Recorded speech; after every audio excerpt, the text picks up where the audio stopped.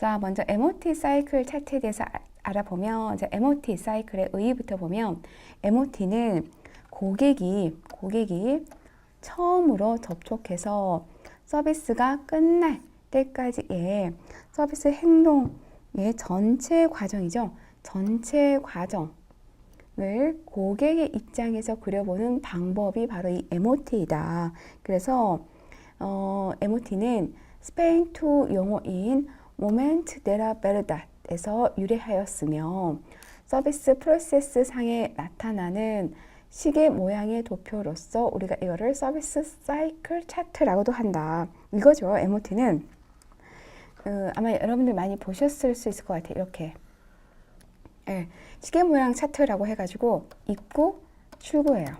이런 식으로 이제 그립니다. 이게 이제 MOT를 하기 위한 가장 기초 단계인 거죠.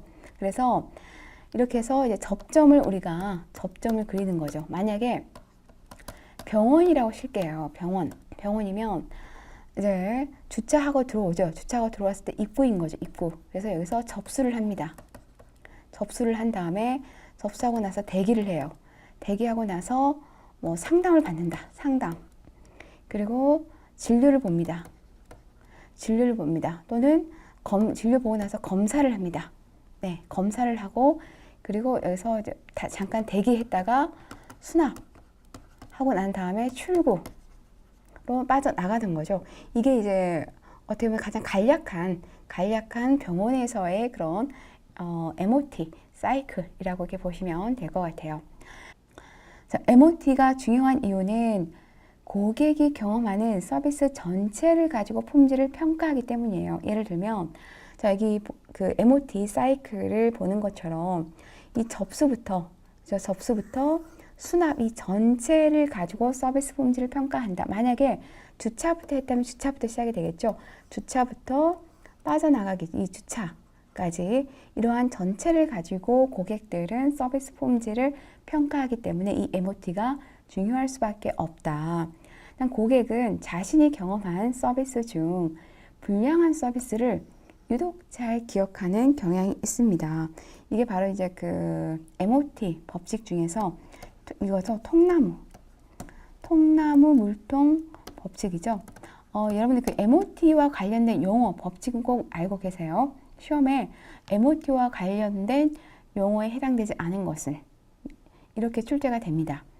자, 6번 보시면 자, 고객이 경험하는 접점들을 원형 차트의 무슨 방향? 한시 방향이죠. 한시 방향에서 시작하여 순서대로 기입합니다. 한시, 여기서부터죠. 여기가 아까 제가 접수부터 했죠.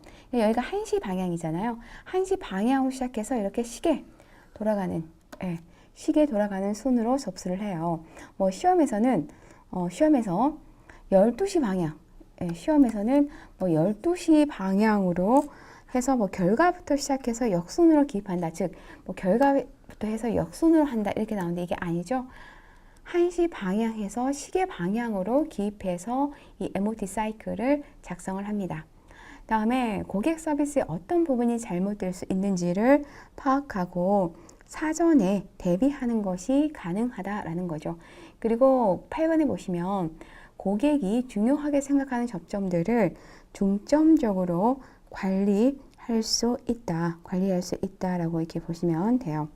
어떻게 보면은 이 MOT 차트를 우리가 하는 이유 중에 하나가 이 서비스 품질을 일정하게 유지하기 위해서 한다라고 이렇게 보시면 될 것 같아요. 서비스 품질을 좀 일정하게 하기 위해서, 즉 MOT 차트를 하는 이유는 서비스 표준 매뉴얼을 좀 만들기 위해서 하는 거거든요. 그렇기 때문에 이 서비스 표준 매뉴얼은 뭐냐면 우리가 서비스를 일정하게 제공할 수 있도록 하는 거예요. 즉 이질적인 서비스를 최대한 표준화시키는 작업을 하기 위해서 하는 거죠. 이렇게 보시면 됩니다. 뭐 가끔 시험에 MOT 사이클 차트는 우리가 뭐 차별화된 서비스를 제공하기 위해서 한다라고 하는데 아니죠. 그래서 MOT 사이클은 고객이 중요하게 생각하는 그런 접점들을 중점적으로 관리하기 위해서 이렇게 MOT 차트를 작성해 본 다음에 표준화된 매뉴얼을 만들어서 그런 표준화된 행동을 직원들에게 시키기 위해서 하는 게 바로 이 MOT 사이클 차트다라고 이렇게 보시면 돼요. 그다음에 당연히 어때요? 계량적 평가가 어렵죠. 왜냐하면 이 MOT 사이클은 수치가 아니라 글로써 어때요? 글로써 행동 수칙에 대해서 작성해 놓은 거기 때문에 계량적으로 수치화해서 평가는 어렵다라고 이렇게 보시면 됩니다. 자, 다음은 이제 우리가 MOT 차트 분석에 대해서 한번 보도록 할게요. 여기서는 시험에 여러분들 그 MOT 차트 분석 순서 있죠? 순서. 네, 순서 꼭 기억을 해두세요. 시험에 종종 출제가 됩니다.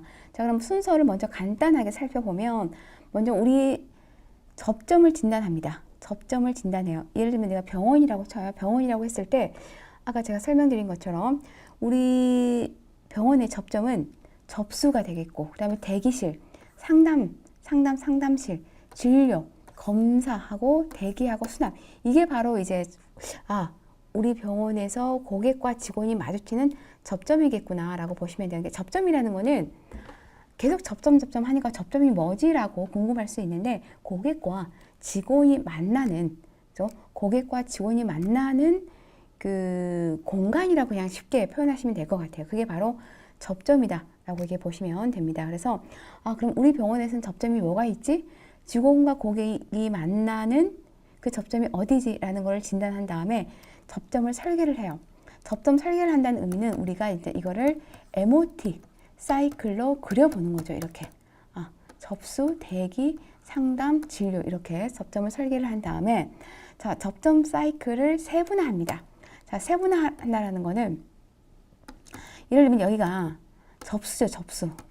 이 접수에도요. 또 다른 그 접점이 세분화가 돼요.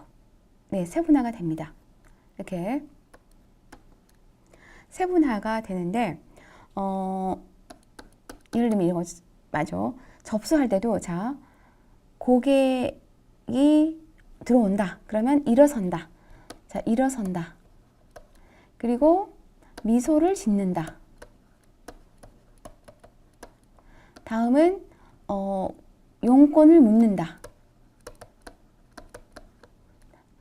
또는 인적사항, 그죠? 진료 차트를 작성하게 한다.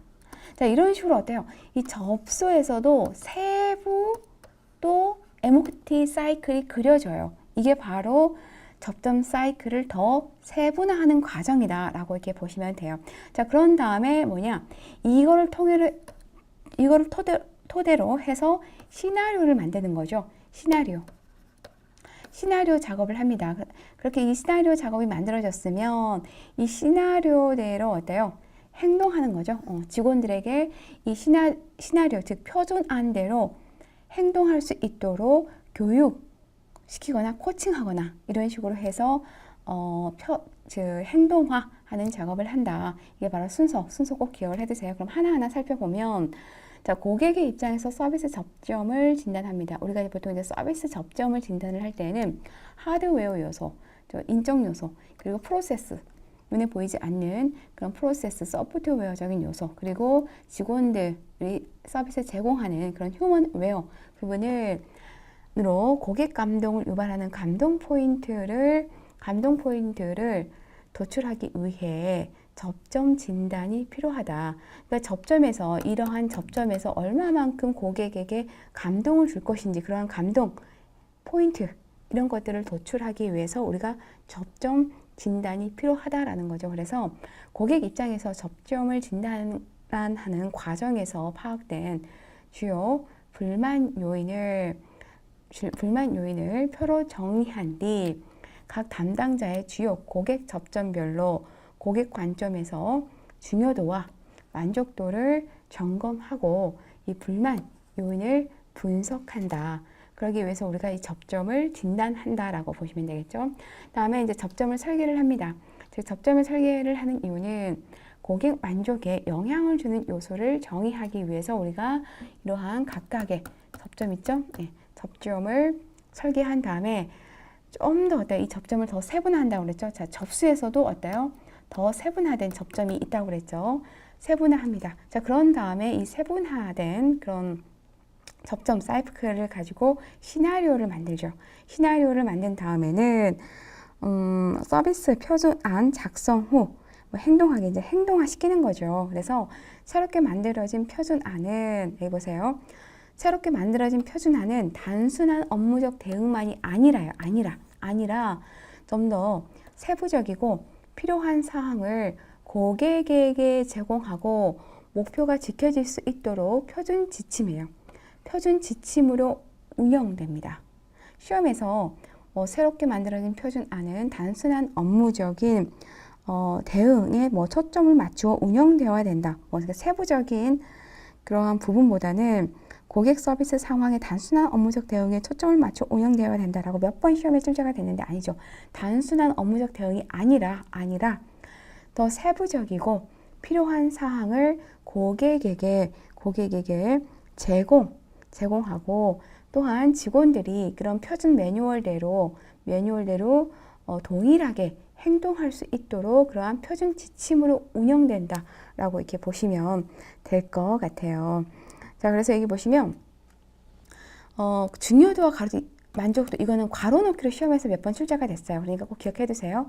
고객 관점에서의 중요도와 만족도 괄호 넣기로 시험에 출제가 됐어요. 그리고 이 순서 있죠, 순서 꼭 이것도 괄호 넣기로 고객 입장에서 서비스 접점 진단하기 또는 접점 사이클 세분화하기, 특히 이 부분 시나리오 만들기 꼭 기억해 두세요. 괄호 넣기로 순서로 해서 시험에 자주 출제가 되었습니다. 자, 그러면 우리가 이제 이러한 표준안을 그러면 만들 때 고려 사항을 좀 보도록 할게요. 시험에 매우 출제가 잘 됩니다. 그냥 모두 여러분들이 숙지를 해 두시면 좋을 것 같아요.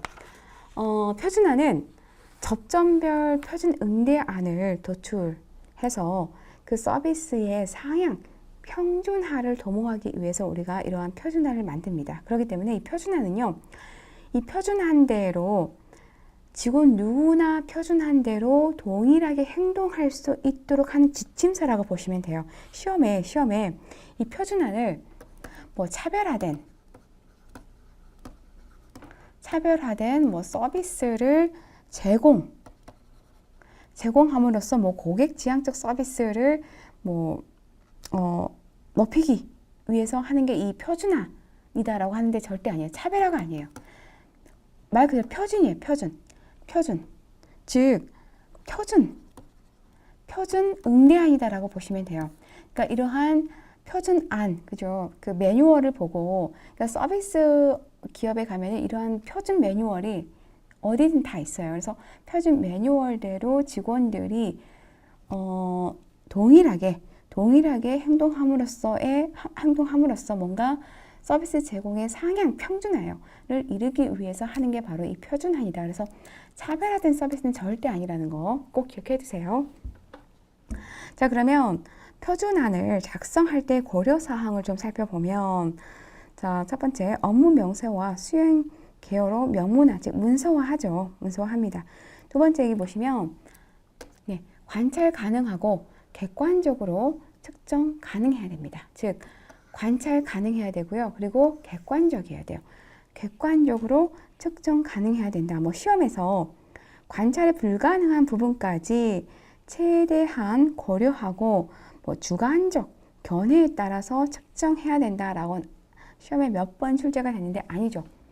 관찰 가능해야 돼요. 관찰 가능하고, 그러니까 이 MOT는요, 접점이에요. 그러니까 접점이라는 건 뭐예요? 직원과 고객이 서비스를 제공하는 그런 상호작용에서 눈으로 보여주는 현장이죠, 현장. 그러니까 관찰 가능해야 돼요. 관찰 가능하고 또한 그 눈으로 보여지는 그 현장을 객관적으로 우리가 측정할 수 있도록 해야 되는 게 바로 표준안이다 라고 보시면 돼요. 그래서 누가 언제 무엇을 해야 하는지를 간단하고 정확하게 제시해야 된다. 다음 4번에 보시면 서비스 제공자에게 필요한 명백하고 정확한 지침을 제공해야 하기 때문에 어떻게 작성이 되어야 돼요? 구체적으로 작성이 되어야 돼요. 이 말은 뭐냐면요, 이 객관적으로 측정 가능해야 되는 건 비슷한 의미인데, 자, 전화벨이 울리면 신속히 신속히 받는다. 신속히라는 게 어때요? 구체적인 표현인가요? 아니죠. 되게 추상적이죠. 신속히라는 거는 이거를 구체화시키는 작업을 하는 거예요. 자, 전화벨이 울리면 뭐요? 3회 이내에 전화기를 받는다. 이게 바로 구체적으로 작성이 돼야 돼요. 그래야 어때요? 객관적으로 측정이 가능하겠죠. 만약에 자, 표준화한 대로 직원이 이 전화 그 벨이 울렸을 때 그거를 만약 모니터링 한다고 쳐요. 그러면 신속히라는 의미가 누구는 벨이 4번 울렸을 때, 누구는 2번 울렸을 때 다 주관적이잖아요. 다르잖아요. 그럼 어때요? 객관적인 뭔가 모니터링 측정이 힘들겠죠. 근데 3회 이내라고 딱 명시해 놓으면은 아, 직원이 3회 이내에 이게 받나 안 받는지 객관적으로 어때요? 측정이 가능하다라는 의미예요. 그래서 구체적으로 작성되어야 된다. 그다음에 고객 접점 개선 안에서 마련된 새로운 고객 서비스 행동 지침을 정리하여 작성한다.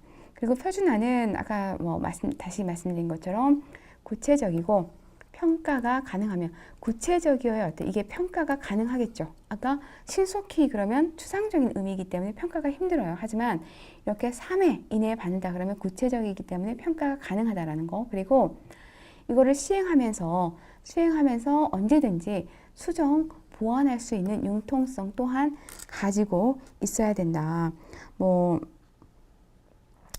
예를 들면 우리가 표준화를 만들었다고 해도요. 이게 완벽하지 않아요. 그렇기 때문에 이거를 수행하는 과정에서 잘못된 표준화는 그거를 지속적으로 수정, 보완해 나가는 그런 융통성을 지니고 있어야 됩니다.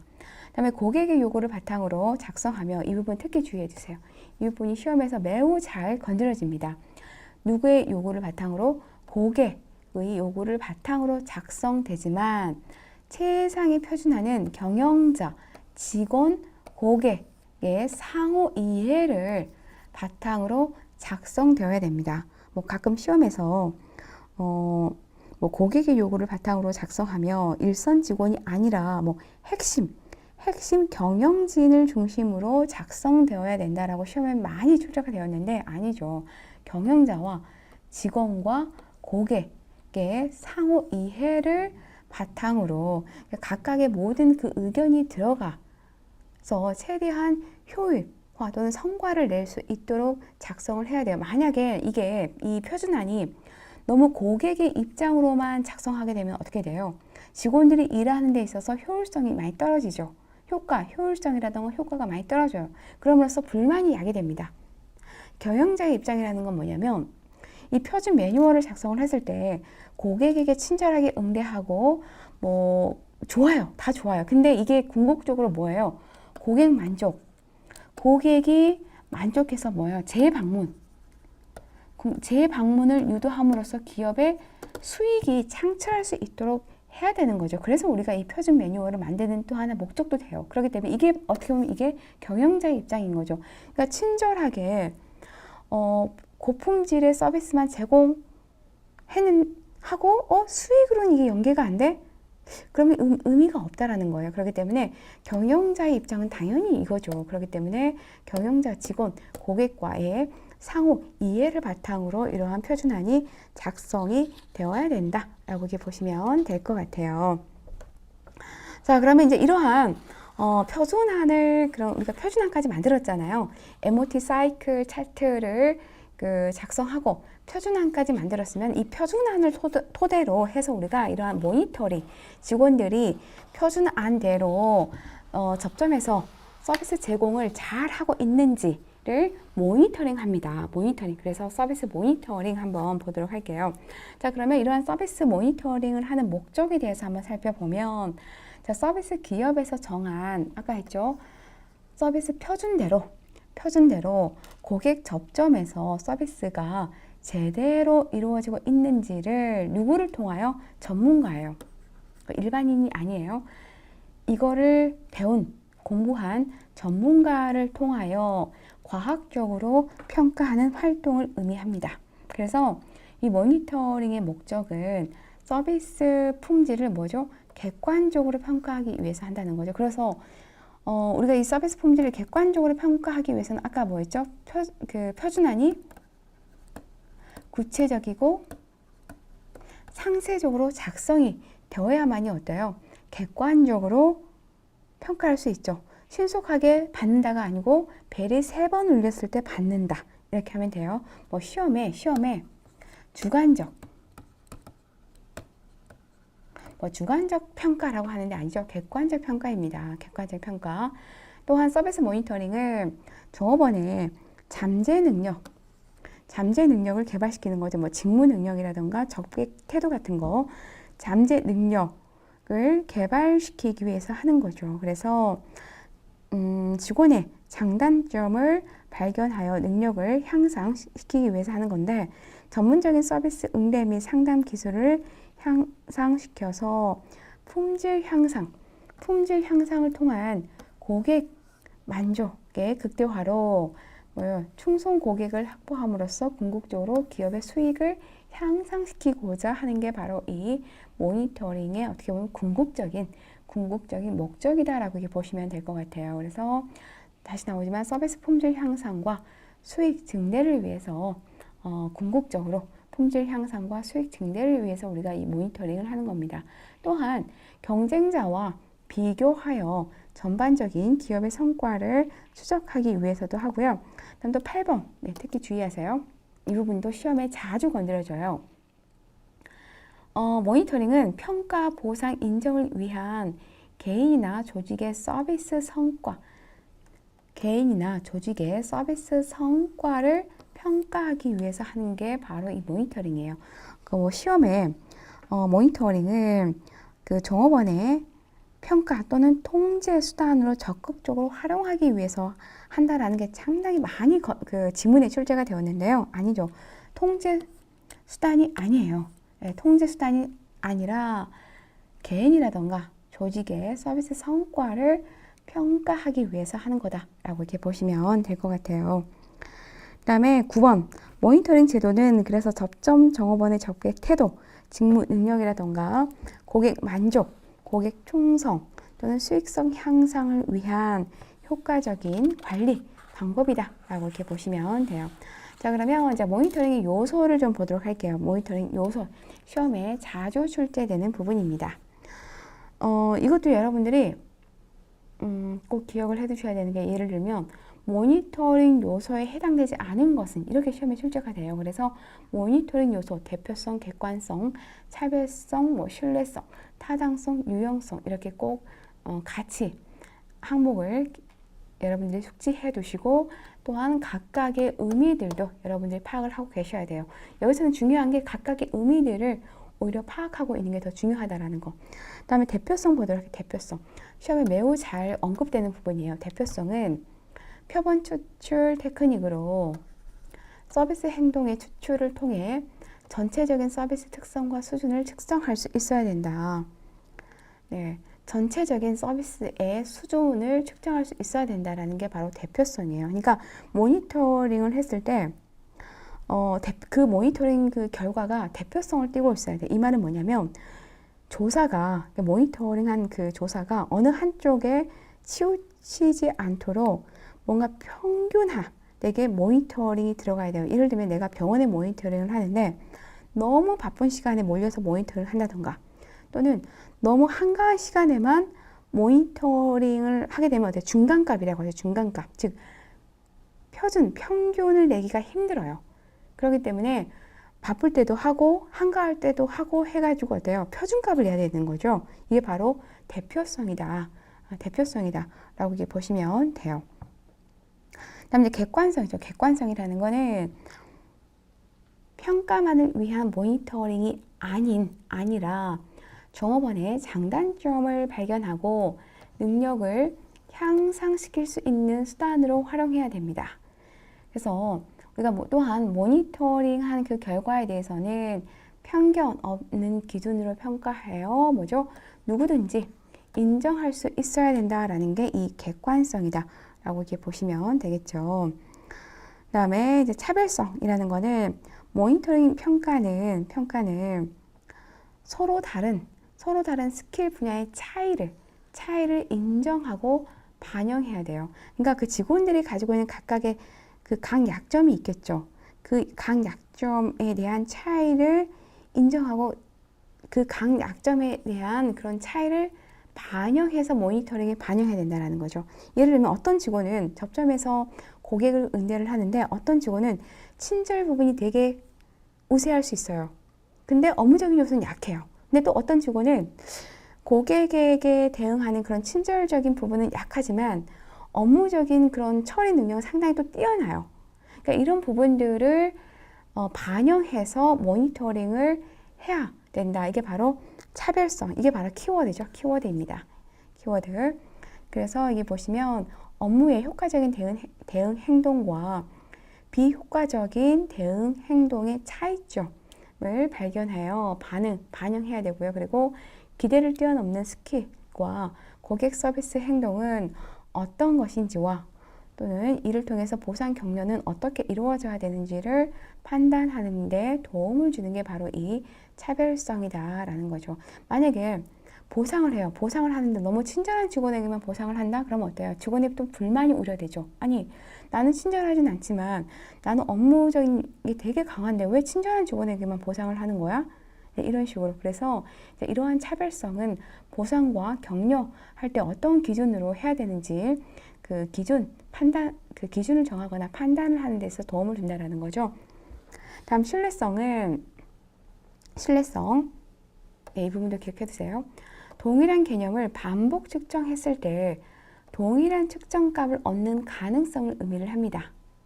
이게 주 키워드죠. 동일한 개념을 반복 측정했을 때, 반복했을 때 동일한 결과를 얻는 게 바로 신뢰성이에요. 쉽게 얘기해서 한 가지 척도로 반복 측정했을 때 일관성 있는 결과를 산출하는 정도. 다시 얘기하면 한 가지 척도로 반복. 그러니까 반복. 여러분들이 내가 신뢰성이라는 키워드가 되게 어렵다 그러면 이 동일과 반복만 좀 기억해 두시면 될 것 같아요. 한 가지 척도로 반복 측정했을 때 일관성 있는 동일한이라는 거는 일관성이죠.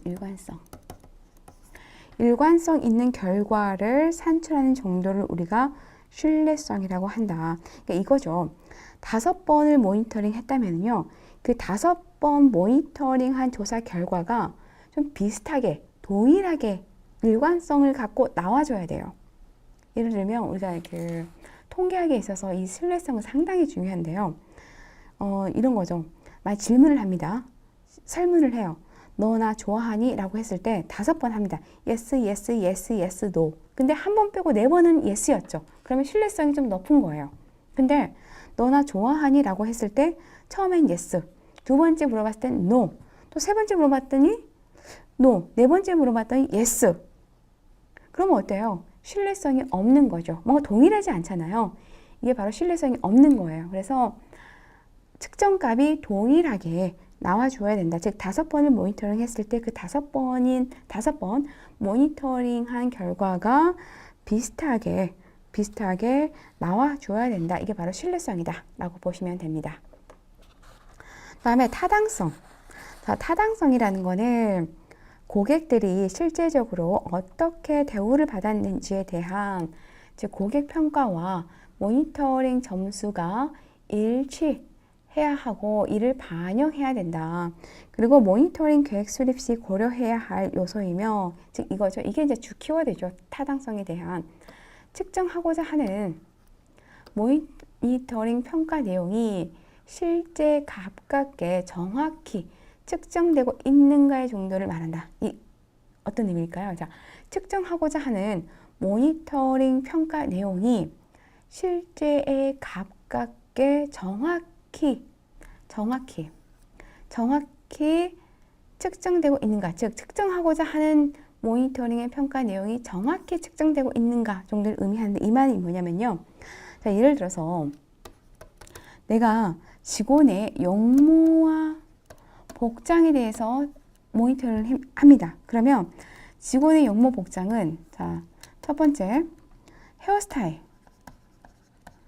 헤어스타일이 단정한지 이 용모 복장에 들어가죠. 두 번째, 손톱. 또 정리가 잘 되어 있는지 이것도 어때요? 용모 복장에 들어가죠. 뭐 세 번째, 직원의 메이크업. 메이크업이 과하지 않는지 이것도 어때요? 용모 복장에 들어가죠.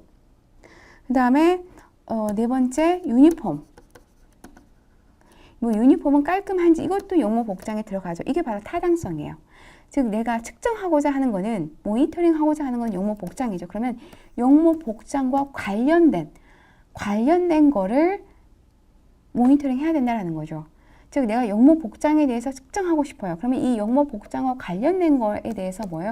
측정을 해야 된다는 거예요. 이게 바로 타당성이 있다라는 거죠. 근데 만약에 마지막에 5번에 직원이 미소를 건네면서 뭐 인사를 하는지, 그럼 이건 뭐예요? 용모 복장에 포함이 안 되죠. 해당이 안 되죠. 이건 타당성이 없는 거예요. 그 의미 아시겠죠? 이게 바로 타당성, 즉 측정하고자 하는 모니터링 평가 내용이 실제 각각에 정확히 측정되고 있는가를 말하는 건 무엇입니까? 라고 했을 때 바로 이 타당성이다. 이 부분이 자주 시험에서 건드려지는 부분이기 때문에 꼭 숙지를 해 두셔야 됩니다. 꼭 숙지를 해 두셔야 됩니다. 그래서 어떻게 보면 모니터링 평가할 때 이 신뢰성과 타당성은 매우 중요한 요소다라고 이렇게 보시면 될 것 같아요. 다음에 이제 마지막으로 유용성 볼게요. 유용성이라는 거는 가치 있는 이 모니터링에 대한 그 조사 결과가 있겠죠. 이 조사 결과가 가치 있는 정보를 확인하고 활용하기 위한 전 단계라고 할 수 있으며, 정보는 조직과 고객에게 가치 있는 영향, 긍정적 영향을 줄 수 있어야만 그 가치를 발휘하게 되는 게 바로 유용성이다. 그래서 모니터링의 궁극적인 목적은 어떻게 보면 고객 만족과 충성도 확보를 통한 수익 극대화에 있습니다. 그래서 지금까지 얘기한 이 5가지 요소를 대표적이고 객관적이며 신뢰할 수 있는, 이게 5가지는 그 우리가 설명한 위에 하나, 둘, 셋, 넷, 5. 이 5가지 요소를 대표적이고 객관적이며 신뢰할 수 있는 유용한 데이터를 만드는 것으로, 이 데이터는 고객과 조직에게 뭐예요? 가치가 있어야 된다라는 의미예요. 이게 바로 유용성이다 라고 이렇게 보시면 됩니다. 자, 이렇게 해서 저와 함께 모니터링 요소까지 한번 살펴보았습니다. 수고 많으셨습니다.